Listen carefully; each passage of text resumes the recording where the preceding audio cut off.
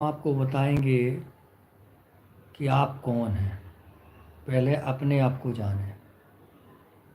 जैसे आप किसी का जाके दरवाज़ा खटखटाओ तो लोग कहते हैं आप कौन, कहाँ से आए हैं, क्या करते हैं, आपका नाम क्या है, कौन सा गांव है। यही सवाल जवाब होते हैं, लेकिन सही जवाब हम नहीं दे पाते हैं कि हम कहाँ के रहने वाले हैं और कौन हैं। तो आज हम आपको बताते हैं कि सबसे पहले तो हम जो है इस शरीर से न्यारी एक चमकती हुई एक लाइट के समान ज्योति बिंदु आत्मा है। जैसे कोई शरीर छोड़ देता है तो कहते हैं अर्थी। अर्थी माने जो इसका रथी था, जो इसको चलाने वाला था, वो चला गया, इसीलिए बचा क्या? अर्थी। इसका जो चलाने वाला था वो परमात्मा के पास चला गया।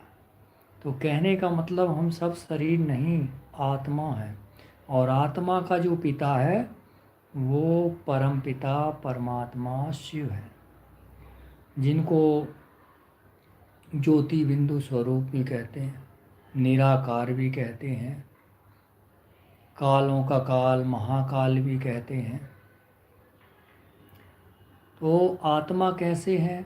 आत्मा की तीन शक्तियां हैं, मन, बुद्धि, संस्कार। मन हमेशा सोचने का काम करता है। इसमें कई तरह के विचार आते हैं।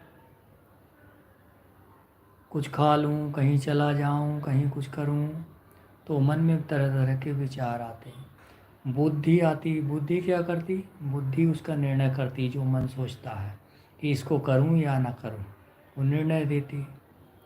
और संस्कार जो होते हैं, हम जो कर्म करते हैं, जैसा करते हैं, वो हमारा संस्कार बन जाता है। तो संस्कार कैसे बना? हमारे कर्मों के ऊपर जो हमने कर्म किए वो हमारा संस्कार में बदल गया। कहते हैं इसके तो बहुत अच्छे संस्कार हैं, अच्छा काम करता है।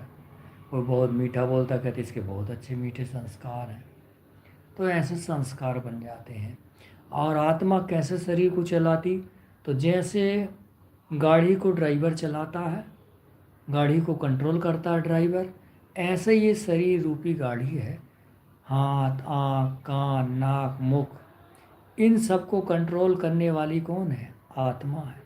जैसे जीभ सोचती है मैं बढ़िया चीज़ खा लूँ, तो उसको कंट्रोल कौन करती? आत्मा करती है। ये हाथ चाहते हैं मैं ये कर्म करूँ, वो करूँ, तो इनको भी कंट्रोल आत्मा करती है। वो हाथ, आँख, कान, नाक, मुख सबको कंट्रोल करने वाली आत्मा है। आत्मा जो है इस शरीर को चला रही है।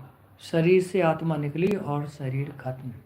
तो प्यारे भाइयों बहनों, आज हमने आपको बताया कि आप कौन हैं। और कल फिर आपसे मिलेंगे। कल आपको बताएंगे कि इस आत्मा का पिता कौन है और इस धरती पर आत्मा को परमात्मा ने क्यों भेजा है, इस धरती पर आप किस लिए आए हैं, आपका कर्म क्या होना चाहिए। चलिए, ओम शांति।